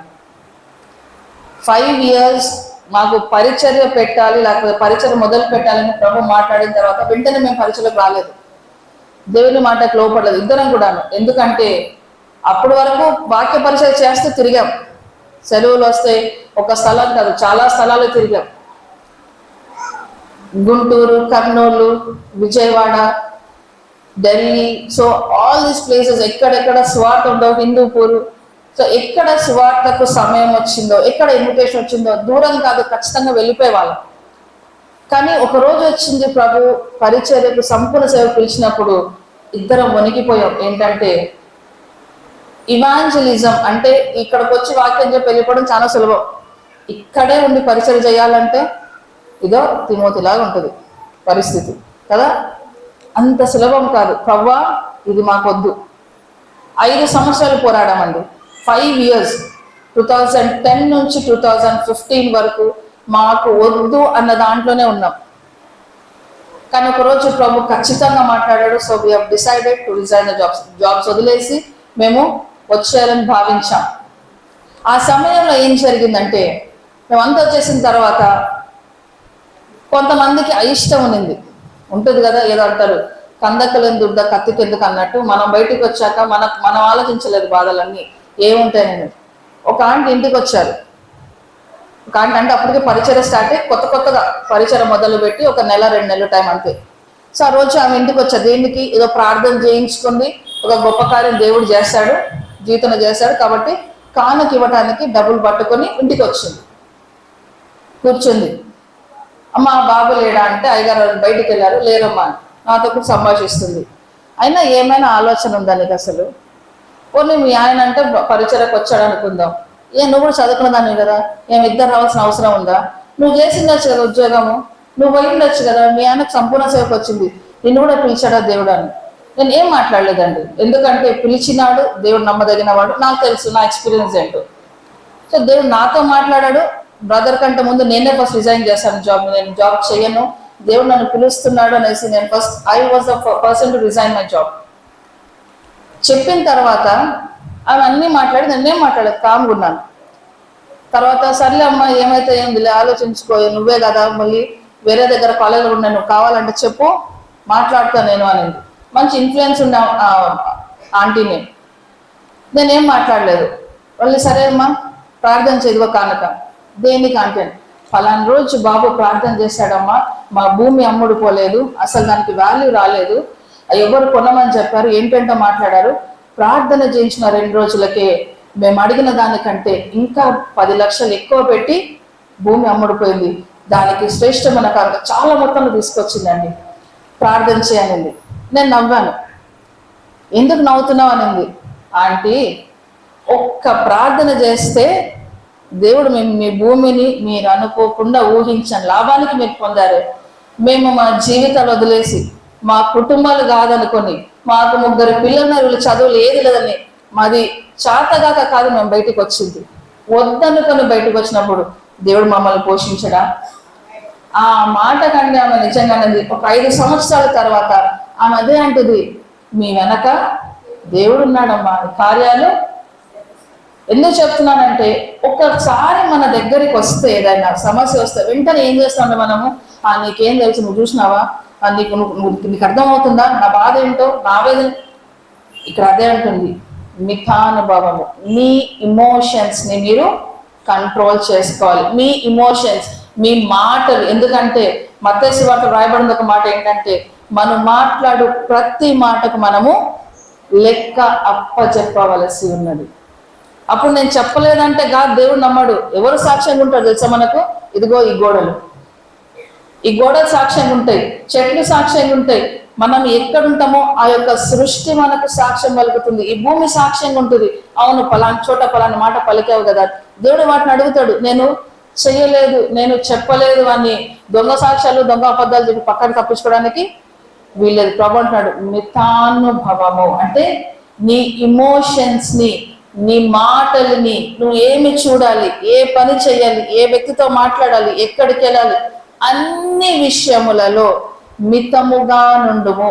అన్ని విషయాలలో మీరు ఎన్ని రాసుకుంటారో మీ ఇష్టం. Everything is included, including your food. మీరు తినే విషయంలో కూడా ఖచ్చితముగా మితానుభవము కలిగి ఉండాలి. ద కామ్నెస్ అంటే ఆ మత్తు లేకుండా, ఆ యొక్క మజ్జు అంటారే, ఆలోచన లేకుండా ఏ పని చేయటానికి వీలు లేదు. మత్తులో ఉండే వారికి ఏం చేస్తున్నారో అర్థం కాదు. అవునా? నిద్రమత్తులకి ఫోన్ అంటే ఎవరు ఫోన్, ఎవరు అంటారు. మన అమ్మ ఫోన్ చేసినా ఎవరు అంటారు, మన ఆయన ఫోన్ చేసినా ఎవరు అంటారు. అంటే మత్తులో ఉండే వాళ్ళు ఏం చేస్తున్నారు అర్థం కాదు. కాబట్టి ఇక్కడ అంటున్నాడు కదా, be sober minded. Self control అంటే మత్తు నుంచి నువ్వు మెలకువగలిగిన స్థితిలో ఉండాలి, బుద్ధి కలిగిన స్థితిలో ఉండాలి. నీకు బుద్ధి ఉన్నప్పుడే, అందుకే అబిగేలుతో దావీదు అంటున్నాడు. అక్కడ ఏమంటున్నాడు ఒక మాట చూసుకుందాం. నీవు చూపిన బుద్ధి విషయమై నీకు ఆశీర్వాదము కలుగునుగాక, నీకు ఆశీర్వాదము కలుగునుగాక. మూడోది ఒక్కటి 5 నిమిషాలు ఏంటుంది అక్కడ? ఎందుకు కంటిన్యూ చేస్తుంది? I can continue. తిమోతి గ్రంథం పత్రిక 3వ అధ్యాయం 11వ వచనం. 2 అయిపోయాయి. ఒకటి ఏంటి చెప్పండి? రెండోది ఏంటది? మితానుభవం అంటే ఏంటి?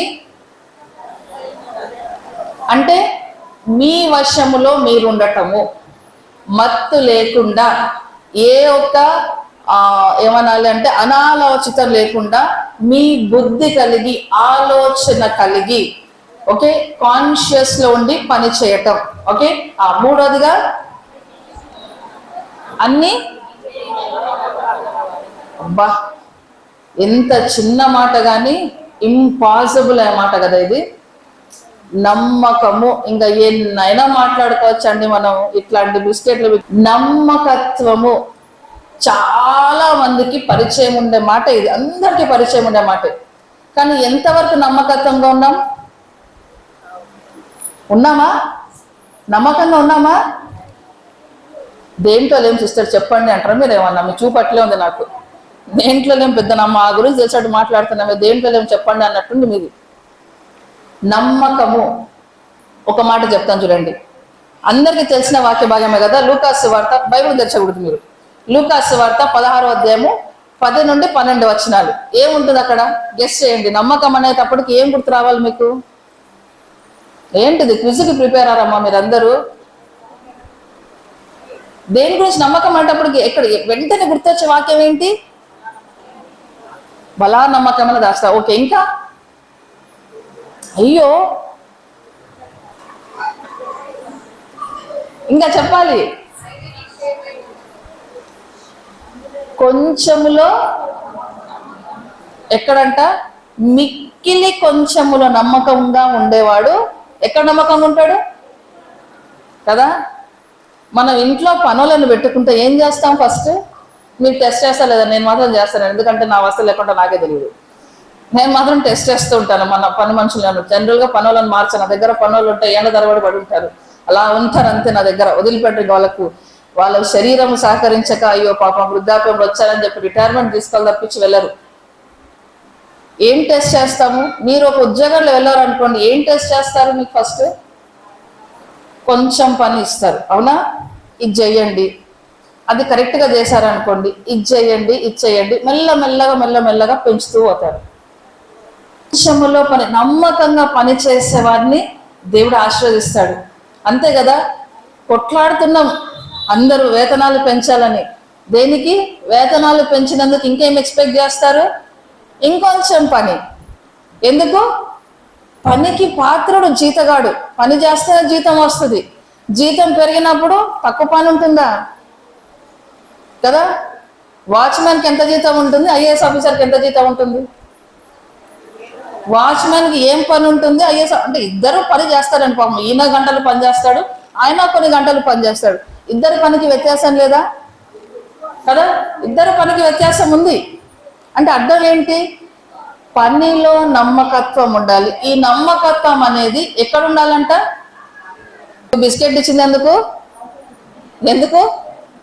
ఎక్కడికి బయటికి పరిగెత్తకుండా ఇక్కడే కూర్చొని నమ్మకంగా వాక్యం వింటారని. ఓకేనా? రైట్. సో నమ్మకం అనేది ఎక్కడ ఉండాలంట? ఎక్కడున్న విషయములో నమ్మకంగా ఉండాలి. అమ్మ నాకు వద్దులేండి. అమ్మ లక్ష్యం ఎవరిది? నాదా? మా నాన్నదా? మా అమ్మదా? మా తాతదా? మా అబ్బదా? ఎవరిది? వాక్యం తీయండి. తిమోతికి రాసిన 2వ పత్రిక 2వ అధ్యాయము 13వ వచనం. తిమోతికి రాసిన 2వ పత్రిక 2వ అధ్యాయము 13వ వచనం.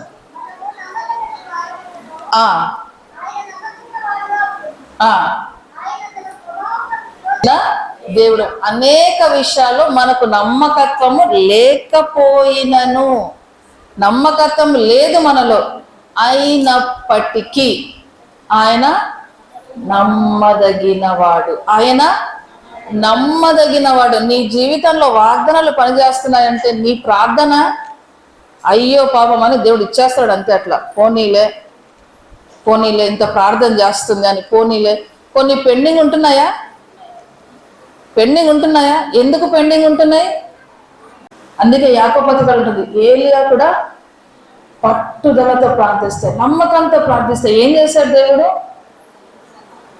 3 సంవత్సరాలు మంచు పడలేదంట అండి. వర్షం దేవుడు ఎరుగు, మంచు పడలేదంట. దేనికి?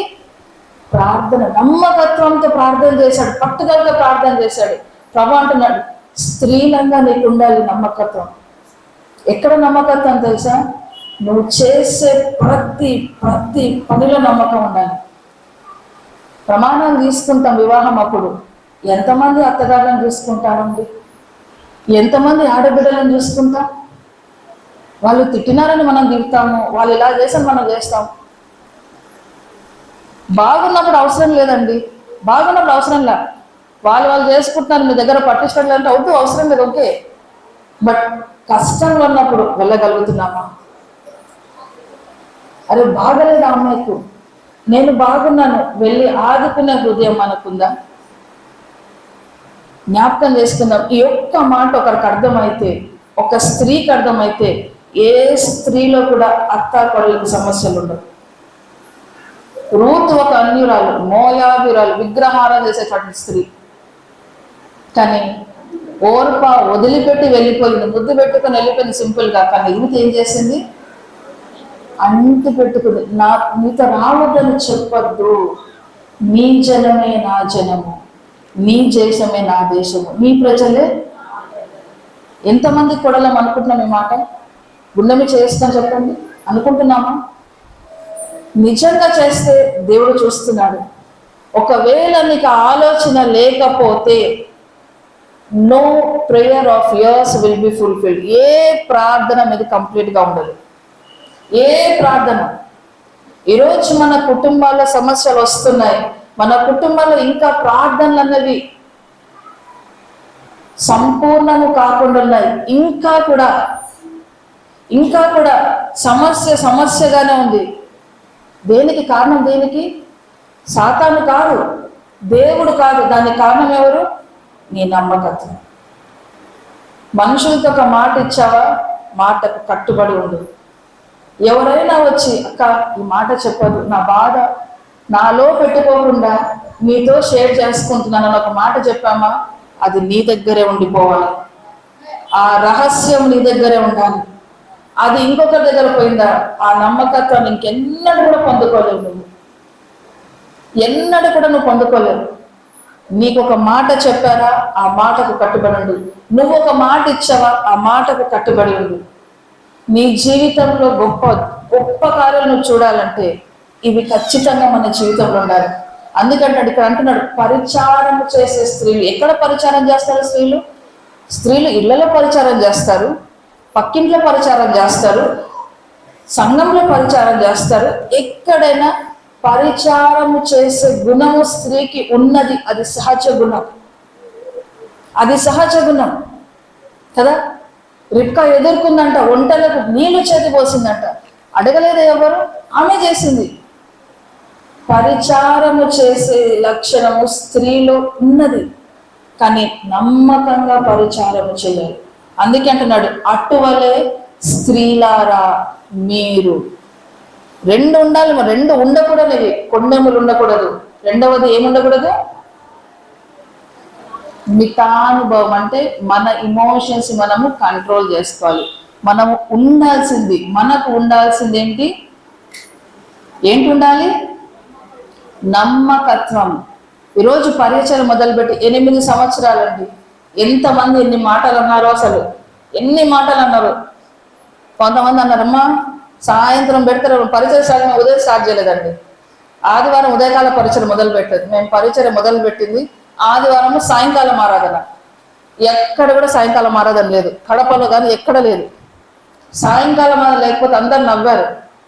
ఆ పొద్దున్న చర్చికి మళ్ళీ మీ దగ్గరకు వస్తారా? ఆయన తెలివిందా? అది తిని వండుకుంటారు. మన క్రైస్తవులు ఎట్లా అంటారు, పొద్దున్న తింటారు, మంచిగా చర్చికి పోయి వస్తారు, 10 గంటలకు తింటారు, పడుకొని వేరే పనులు చేసిన పనులు ఉండవా? సాయంత్రం పడితే పరిగెత్తుకుంటూ వస్తారా? ప్రభు మాట్లాడాడు సాయంకాలం ఆరాధన. We have followed that. ఈరోజు ఎంతమంది వచ్చి మాట్లాడతారు, మేము డ్యూటీలోకి వెళ్తామండి, ఉదయకాలం ఆరాధన మిస్ అవుతుంది, అయ్యో ఎట్లా రోజు చర్చ్ మిస్ అయిపోయినామే, మా పనుల్లో పడి, లేకపోతే పొద్దున్న బంధువులు వచ్చారండి రాలేకపోయాము, ఆ పని ఉన్నది రాలేకపోయాము, ఎక్కడ ఆదివారం మందిరం లేదనిపించిందా? మీ మందిరం గుర్తొచ్చింది. నమ్మదగిన దేవుడు అండి, పిలుచుకున్నాడు. మేము పరిచయలోకి రాలేదు. ప్రభా మందిరం మాకు పెట్టడము, సంఘం స్థాపించడం అనేది అంత సామాన్యమైన విషయము. 4 మనుషులు పోగేసుకోలేము ఇంట్లో కదా. కొడుకు అంటే ఒక పక్క, ఇంకొకరి పక్క. ఈ 4కి యూనిటీ ఉండదు. వాడు ఏమైనా చేసుకోపోను, వాళ్ళ జీవితం అన్నా వదిలేస్తా అంటాం. ఈ 4ని పోగేసుకున్న వాళ్ళని 100 మందిని నడిపించాడు. మోషే ఎలా నడిపించాడు? ఎందుకు? నమ్మదగిన వాడు, ఇల్లంతటిలో నమ్మకమైన వాడు మోషే. ఈ నమ్మకత్వం అనేది ప్రభు రోజు మనల్ని చూస్తున్నాడు. ఈరోజు ఇక్కడ నిలబడి మాట్లాడుతున్నానంటే అది కేవలం దేవుని కృప. మీలాగా మాకు స్త్రీల కూడిక జరుగుతుంది. స్త్రీల కూడిక ఎంతమంది స్టార్ట్ చేశారు తెలుసా? మేము మీకు చర్చికి ఎంతమంది వస్తే తెలియదు, మా దగ్గర మాత్రం 4 వచ్చారు. దాంట్లో 2 నేను మా అమ్మ. 4లో ఫస్ట్ నేను మా అమ్మ, దాని తర్వాత ఇంకొక 2. ఆ 4తో మొదలయ్యింది. ఇంట్లో మొదలు పెట్టాం, మా హాల్లో అంతే, చిన్నగా ఉంటుంది మా హాల్లో, పెద్ద ఇల్లేం కాదు, చిన్న హాల్లో 4. ఈరోజు ఇక్కడ కూర్చున్న అక్కలను, అక్క రండి, వీలు చూసుకొని రండి, ఇలా రండి, అలా రండి. ఎన్ని సంవత్సరాలు పట్టింది తెలుసా లాగటానికి? బయటికి 4 సంవత్సరాలు పట్టింది. ఈరోజు ఇంత యాక్టివ్గా అంటే, ఈరోజు నేను బయటికి ఎక్కడికైనా వెళ్ళిపోయినా నేను స్త్రీల కూడిక గురించి బాధపడినండి. ఎందుకంటే నేను లేకున్నా ఇక్కడ ఎవరో ఒకరు అంటే వాళ్ళకి అది అర్థం కావటానికి, వాళ్ళకి అది తెలుసుకోవటానికి ఇది పరిచారము, పరిచర్య గొప్పది. మామూలు చెప్పే మాటలే కదా, దీంట్లో కొత్త మాటలు ఏం చెప్పడం. అది వాళ్ళకు కూడా అర్థం కావడానికి 4 సంవత్సరాలు పట్టింది. మరి మీ చర్చిలో సులకుడుకుంటే ఎంతమంది వస్తారండి? వస్తారా? అసలు ఆదివారం రావడమే ఎక్కువ మేడం, మళ్ళీ మధ్యలో పనులు ఉన్నావు మాకు. మీకైతే అదే పని. ఒక ఆమె అనేది మాకు, మీకేందమ్మా ఉద్యోగం వదిలేసుకొని మీకు ఇదే పని పెట్టుకున్నారు, మీకేం మీ పని హాయి, ఉద్యోగమా సద్యోగమా, ఊరికి ఇదే ఉద్యోగం ఇది, మాకు ఎన్ని పనులు, ఎప్పుడు రావాలి మేము అని మళ్ళీ అడిగింది. అమ్మ మా ఇంటికి మీరు ఎప్పుడు రాగలరు అని. నాన్న ఉద్యోగం సద్యోగం నా ఇంటికి ఎప్పుడు చెప్తే అప్పుడు వస్తానులేండి మేము. అది కాదు, అయ్యగారికి ఫలానా రోజు కుదరదు కదా అంటే, మరి ఏం చెప్పారు? ఇందాక మీరే కదా అన్నారు ఉద్యోగము సద్యోగం లేదు, ఇదే పని మీద ఎప్పుడంటే అప్పుడు పడతాడు, ఎక్కడికంటే అక్కడ వెళ్ళిపోతారని. ఎందుకు అడుగుతున్నారన్నమాట? మరి ఎప్పుడు వస్తారు, ఎప్పుడు వీలవుతుంది? దేవుని సేవ అంత ఆషామాషి కాదమ్మా. ఉద్యోగం తీసుకునేటప్పుడు 1,00,000 పనులు చేసుకున్నాను. కడపట్టు మదనపల్లి వారానికి 3 సార్లు తిరిగేదాన్ని. అన్ని చేసుకొని మళ్ళీ ఇక్కడ పని చేసుకొని అక్కడ పని చేసుకొని 3 పిల్లల్ని వేసుకొని మళ్ళీ బట్టలు నేనే అన్నీ నేనే. ఇంకా ఎవరు నెక్స్ట్ వంట బట్టలకి వేరే వాషింగ్ మిషన్ ఏం లేవు అప్పుడు. ఈరోజు అనిపిస్తుంది, ఈరోజు ఒక మనిషి కావాలని ఎవరైనా చేసి పెట్టచ్చు. పని భారం పెరిగింది, ఎందుకు? సువార్త ప్రకటించాలి అనిపిస్తుంది. ప్రభా ఉద్యోగం చేసినప్పుడు ఎంత టైం ఉంది, ఈరోజు నాకు టైం లేదు. ఎక్కడ బిజీగా ఉన్నాం మనం? మీలాంటి వాళ్ళని పిలవటానికి మాకు పరిచయకు దేవుడు ఇచ్చిన స్త్రీల కూటమి షకీనా అని చెప్పాను కదా. ఈ షకీనా ప్రేయర్ గ్రూప్కి ప్రభు ఒక వాగ్దానం ఇచ్చారు. ప్రార్థన చేశాను, ప్రభా పరిచర్య ఇచ్చావు, నాకు భారం అంతా ఇద్దరు, ఒకరు స్త్రీలు 2 పిల్లలు చెప్పాను కదా. అందుకే పిల్లలు చూస్తే బాధ వేసింది. అయ్యో ఇంకొకరు ఉంటే ఖచ్చితంగా నాకు ఐడియా వచ్చి ఉంటే ఇంకొక 2 పట్టుకొస్తుంది. ఎందుకంటే మాకు 2 సండే స్కూల్ టీచర్లు ఇక్కడే ఉన్నారు. పిల్లలు స్త్రీల మీద బహుభారం అండి, చాలా బాధ్యత అనుకుంటా నేను. ఎందుకంటే ప్రభు స్త్రీకి ఇచ్చినటువంటి రెస్పాన్సిబిలిటీ ఎంత గొప్పదంటే పురుషునికి చెప్పలేదు ఏం చేయమని. పురుషునికి చెప్పలేదు, స్త్రీని ఏం చేయమన్నాడు? సామెతలు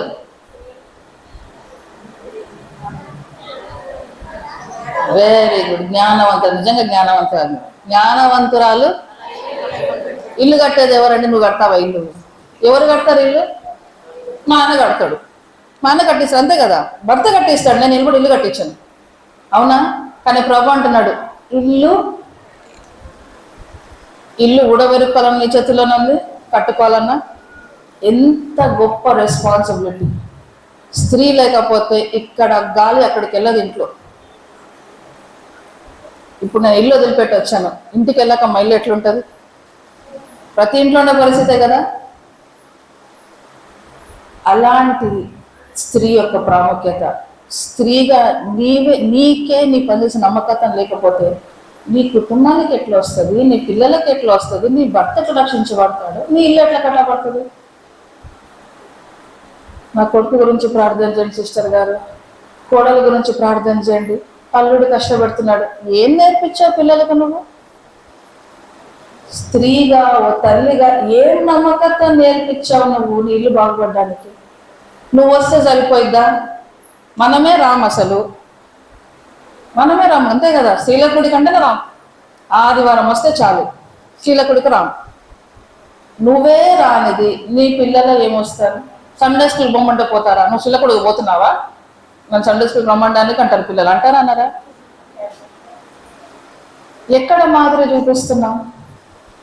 నమ్మకత్వము. అందుకే పౌలు అంటున్నాడు అన్ని విషయాలు, ఇంకా నీ ఇష్టం, నీకు ఏ విషయాలు ఉన్నాయో అన్ని విషయాల్లో నమ్మకత్వాన్ని నువ్వు ఏం చేయాలి? 3 విషయాలు చెప్పాడు, చాలా సింపుల్, మనం చేయగలిగినవి. అందుకే అన్నాడు ప్రభు, నా భార సిలువ మోయుటకు కాడు మోయుటకు భారం కాదు, సులువైనవే. ఆ సులువైనది కూడా 9 నెలలు భరిస్తాం. 9 నెలలు భరించిన తర్వాత మళ్ళీ సచ్చేంత వరకు పిల్లల్ని భరిస్తాం. ప్రతి ఏజ్లో ఉండే ప్రాబ్లమ్స్ ఉండవా? అందుకని ఒకనాటి ప్రసవ వేదన కాదు, నమ్మకత్వం మనలో ఉన్నదా? ఒకవేళ నమ్మకత్వం నీకు లేకపోతే నీవు ఎక్కడ వేసిన దానికి అక్కడే ఉంటావు. ఈరోజు 10 వచ్చినా 1000 వచ్చినా నీ జీవితం 10 ఉన్నట్లే ఉంటుంది, 1000 ఉన్నట్లు ఉండదు. ఎందుకు? కొండెములు, మితానుభవం లేకపోవటం, నమ్మకత్వం లేకపోవటం. పరీక్షించుకున్నాను, జ్ఞాపకం చేసుకున్నాను, ఎక్కడ నమ్మకత్వం లోపిస్తుంది, నేను ఎక్కడ తప్పిపోతున్నాను కదా. జాగ్రత్తగా కాపాడుకోవాలి. మనం భయంకరమైన దినాలలో ఉంటున్నాం. ప్రతి రాకడ సూచన నెరవేరిపోయింది. ఎప్పుడు కడబూరం మోగుతుందో తెలియదు, ఎప్పుడు యుద్ధాలు మొదలవుతాయో తెలియదు. సిద్ధపడదాం. ప్రభు అంటున్నాడు ఒకటి, మా పక్కన గురించి మాట్లాడకు, నిన్ను నువ్వు జాగ్రత్తగా చూసుకో. ఏం మాట్లాడుతున్నావో జాగ్రత్త, నీ మాటకు నువ్వు లెక్క అప్పచెప్పాలి. 2, కంట్రోల్ యువర్ ఎమోషన్స్. ప్రతి విషయంలో ఎవరికి ఎక్కడ పెట్టాలని అక్కడ పెట్టండి. అధిక శ్రమ పడద్దు. శ్రమ పడాల్సింది ఎక్కడంట? పరిచర్యను సంపూర్తిగా చేయండి. అదొక్కడే సంపూర్ణం. మిగిలినవన్నీ అన్ని విషయములో మితముగా ఉండు, అన్ని విషయములో నమ్మకత్వము కలిగి ఉండు. రైట్, 3 పాయింట్స్ మనం ఈరోజు నేర్చుకున్నాం. ఏ పత్రికలో నుంచి? తిమోతికి రాసిన మొదటి పత్రిక 3వ అధ్యాయము 11వ వచనము. మొదటిది, కొండెగత్తలుగా ఉండకూడదు, ఈర్ష్య భావము మనలో ఉండకూడదు. రెండవది, అన్ని విషయములలో మితముగా ఉండాలి. అంటే మనము కంట్రోల్లో ఉండాలి. మన ఆవేశము, మన బాధను, మన యొక్క నొప్పిని, వాట్ ఎవర్ అంటే నాకు సంబంధించి ఏదైతే నేను అనుభవిస్తానో నా కంట్రోల్లోనే ఉండాలి. అది ఇంకొకరి మీద నేను రుద్దకూడదు. నేను మాట్లాడే మాట ఖచ్చితంగా నా వశములో ఉండాలి. ఒక్కసారి మాట నోట్లోంచి బయటకు వచ్చినట్టు తిరిగి తీసుకోలేరు. కాబట్టి మాట జాగ్రత్తగా ఉండాలి. ఎందుకంటే మనం పలికే ప్రతి మాటకు మనమే లెక్క అప్పచెప్పవలసి ఉంటుంది. ఎందుకు మాట్లాడమని ప్రభు తీర్పు దినం అప్పుడు అడిగితే, ఫలాని దానికి మాట్లాడననేసి తిట్టచ్చు. మీరు కోపపడుడు కానీ పాపము చేయకూడదు. కోపడంలో తప్పలేదు, బట్ ఎందుకు కోపాడుతున్నారు? అది అనవసరంగా, అవసరమా? అబిగేలు దావీదు అంటాడు, బుద్ధి కలిగి, నీ బుద్ధి కలిగావు, ఆ బుద్ధి విషయం దేవుడిని ఆశీర్వదించుగాక. బుద్ధి కలిగి జీవించే వారిగా ఉండాలి. మూడవదిగా నమ్మకత్వము. నమ్మకత్వం మనం కలిగి ఉండాలి. ఏ విషయాల్లో? అన్ని విషయాల్లో నమ్మకత్వం. ఇంకా ఏ విషయాలు మీరు స్టేట్ చేసుకుంటారో మీ ఇష్టం. సో నమ్మకత్వం అనేది ఖచ్చితంగా మనము కలిగి ఉండాలి. ఈ 3 ప్రభు మన జీవితంలో స్త్రీలంగా ఉండాలని కోరుకుంటున్నాడు. సో మనల్ని మనం పరీక్షించుకుందాం. జీవితంలో విని ఏదో బాగుందని వెళ్ళిపోవటం కాదు, కానీ ప్రభువా విన్న ప్రతి ఒక్క మాట నా జీవితంలో పని చేయుటకు ప్రభువా మీరే కృప చూపించమని ప్రతి ఒక్కరము మన హృదయాలు తెరిచి, హన్నా వలె మన హృదయాలు ప్రభు సన్నిధిని కుమ్మరించి ప్రార్థించుకుందాం. నిజమే నాయన, తెలియకుండా కొండెములు చెప్పాను, ఏ విషయంలో మితము లేకుండా ప్రవర్తించాను, ఎక్కడ నాకు నమ్మకత్వము లోపించిందో ప్రభా. రూతు నమ్మకము కలిగిన స్త్రీగా ఉన్నది. మోషే ఇల్లంతట్లో నమ్మకంగా ఉన్నాడు. అన్నా ప్రభా తన పెనిమిటి చనిపోయినది మొదలుకొని ప్రభా కన్యత్వము నుంచి పండు వృద్ధురాలు వరకు తండ్రి మందిరాన్ని విడిచిపోలేదు. అంత నమ్మకంగా ఉన్నది. ఆ నమ్మకత్వం మేము కలిగి ఉన్నామా? మమ్మల్ని మేము పరీక్షించుకునే కృప చూపించండి. నీకు వ్యతిరేకంగా చేసిన ప్రతి ఒక్క తప్పును దయతో క్షమించండి అని ప్రతి ఒక్కరు ఒప్పుకోండమ్మా. ఈ సమయము మనల్ని మనం పరీక్షించుకునే సమయం. ఇన్ని రోజులు తెలియక చేశామేమో, ఈరోజు బోధపరిచావు ప్రభా. నీ వాక్యము ద్వారా మాట్లాడు. మా జీవితాల్లో ఇవి ఉండగా నాయన నీ యొక్క అమూల్యమైన రక్తము చేత కడిగి శుద్ధీకరించు. మరియా ఎంత నమ్మకంగా జీవించిందంటే, ఇదిగో పరిశుద్ధాత్ముడు నిన్ను కమ్ముకుంటాడు, గర్భవతి అవుతావంటే ఒప్పుకొనింది. క్రీస్తుని సిలివేసేంత వరకు కుమారుని అంటి పెట్టుకుని ఉన్నది. ఎన్ని బాధలు, ఎన్ని వేదనలు, ఎన్ని మాటలు పడిందో.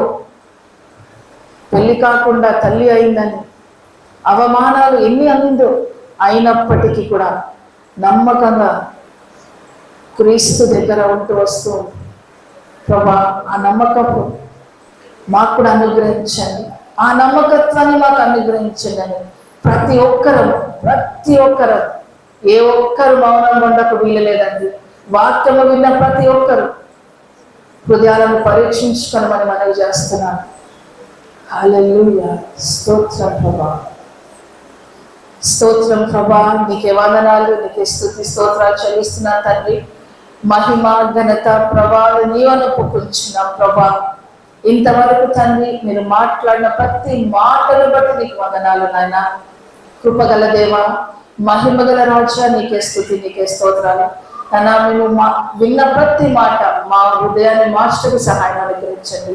నాయన తెలిసి చేసిన తెలియక చేసిన తప్పే తండ్రి. నాయన తెలియక చేశాను కాబట్టి కృపతో కనికరించండి. తెలిసి చేసిన పాపాలను మీ యొక్క అమూల్య రక్తం చేత కడిగి శుద్ధీకరించమని ప్రార్థిస్తున్నాను. నాయన ఇప్పటి నుంచి తండ్రి మేము కొందెములు చెప్పువారిగా కాదు నాయన, ఎక్కడ తండ్రి మితముగా ఉండాలో అక్కడ మితముగా ఉంటూ నమ్మకత్వము కలిగి ఉండేవారిగా ప్రభా మీరే మమ్మల్ని ఉంచమని ప్రార్థిస్తున్నాను. నీకే వందనాలు, నీకే స్తుతి స్తోత్రాలు చెల్లిస్తూ విన్న ప్రతి వాక్యాన్ని ప్రభా ప్రతి ఒక్కరి జీవితంలో ఫలింపును మీరు అనుగ్రహించమని మమ్మల్ని మేము తగ్గించుకుంటూ మీ నామాన్ని హెచ్చిస్తూ యేసు నామం అడిగి వేడుకొంచున్నాం తండ్రి. ఆమేన్.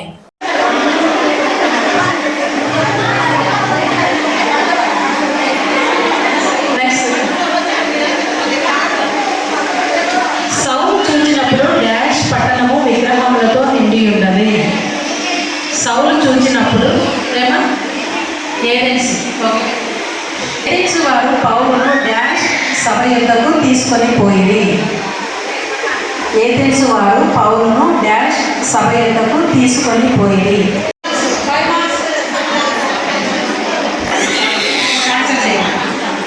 ఎస్రాలోని వారు పౌలును డాష్ అని పేరు పెట్టినారు.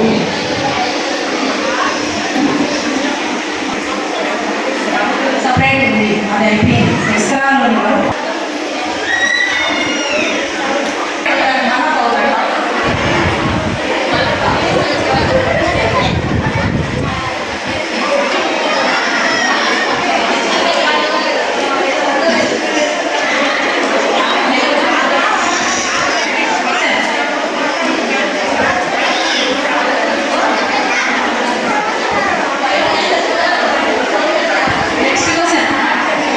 లూరియా